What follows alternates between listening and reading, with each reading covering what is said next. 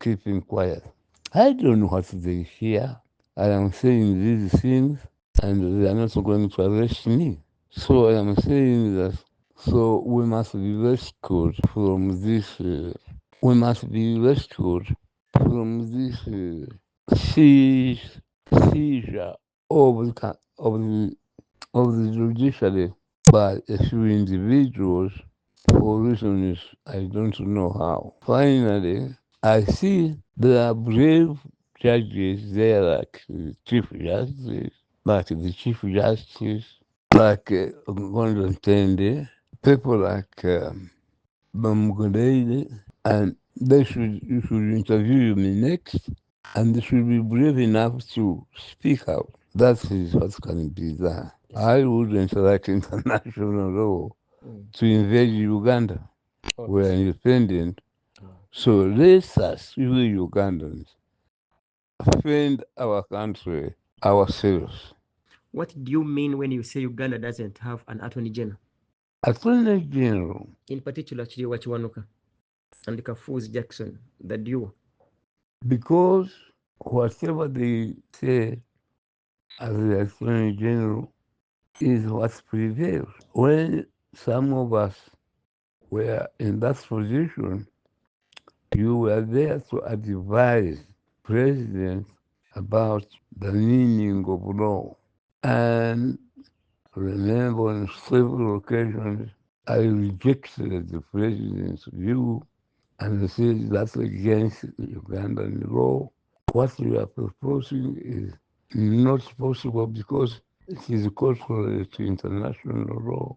But it seems that kind of argument has ceased.